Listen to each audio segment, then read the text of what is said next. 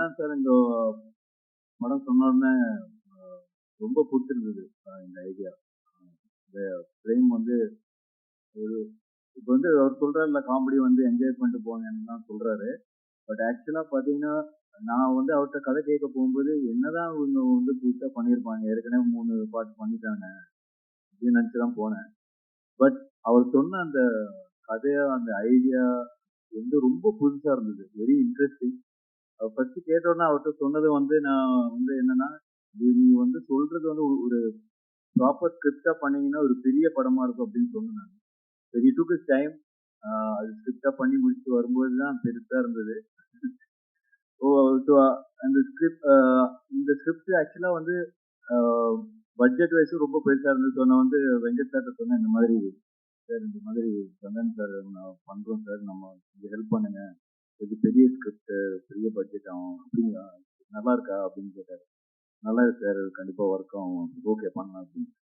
அதுக்கப்புறம் சொன்னா இல்ல சார், சந்தானம் சாருக்கு நிறைய பிரச்சனை இருக்கு, அதெல்லாம் நீங்க தீர்த்தாதான் அவரு வந்து ஃப்ரீயா ஒர்க் பண்ண முடியும். அப்படியா அப்படின்னாரு. ஓகேப்பா, என்னப்பா பிரச்சனை சொன்னோடனே, இதே படம் பட்ஜெட்டோட பெருசா இருக்கேப்பா அப்படின்னாரு. அப்புறம் வந்து அது கூட இல்லாம அதுவும் தாண்டி அவர் வந்து பரவாயில்ல நீங்க பண்ணுங்க, 2 பேரும் சேர்ந்து நல்லா பண்ணுங்க அப்படின்னு சொன்னாரு. பட் உங்களுக்கு ஒரு கிளாரிட்டி மேன் அனுப்புறேன், மிஸ்டர் கிஷோர். கிஷோர் சார் எங்க இருக்காரு சார்? வாங்க மேல வாங்க. இவரை அனுப்புறேன், இவரை நீங்க சமாளிச்சீங்கன்னா நீங்க பதவிடலாம் அப்படின்னாரு. இந்த ப்ராஜெக்ட் வந்து என்னோட பார்ட் மெயினா பாத்தீங்கன்னா பிரேமை மீட் பண்ணுது, சந்தானம் சாரை மீட் பண்ணுது, இவங்க 2 பேரையும் கிஷோர்ட்ட ஒப்படைச்சதுதான் எனக்கு. அவ்வளவுதான் என்னோட பார்ட். இதுல மீதி வந்து அவங்க வந்து ரொம்ப மெனக்கெட்டு ரொம்ப பிளான் பண்ணி பண்ண ப்ராஜெக்ட் தான் இந்த டெவில்ஸ் டபுள். அதுல மது கருத்தை கிடையாது. So happy. ஏன்னா நான் ஒரு 1 வீக் முன்னாடி படம் பார்த்தேன். So happy. ஏன்னா எல்லாரும் வந்து பயங்கரமா பண்ணியிருக்காங்க. Every department is so good. So கண்டிப்பா இது ஒரு மிகப்பெரிய பிளாக் பஸ்டர் ஆகும்னு பெரிய நம்பிக்கையோட இருக்கேன். அண்ட் இதுல வந்து நிறைய டெக்னீஷியன்ஸ் நிறைய பேர் சொன்னாங்க. தீபக் சார் அவர் கேட்டது ஒண்ணு, கொடுக்கறது ஒண்ணு. பட் ஸ்டில் எந்த காம்ப்ரமைஸும் இல்லாம அவர் ரொம்ப ஹாப்பியா ஒர்க் பண்ணாரு. ஆர்ட் டைரக்டர் மோகன் சார். அப்புறம் டெய்லி ஒரு இப்போ ஒரு போஸ்ட் ப்ரொடக்ஷன்ல பிரேம் சொன்ன மாதிரி டெய்லி 3 வாட்டி அவரை கால் பண்ணி பேசிட்டு இருக்கேன்.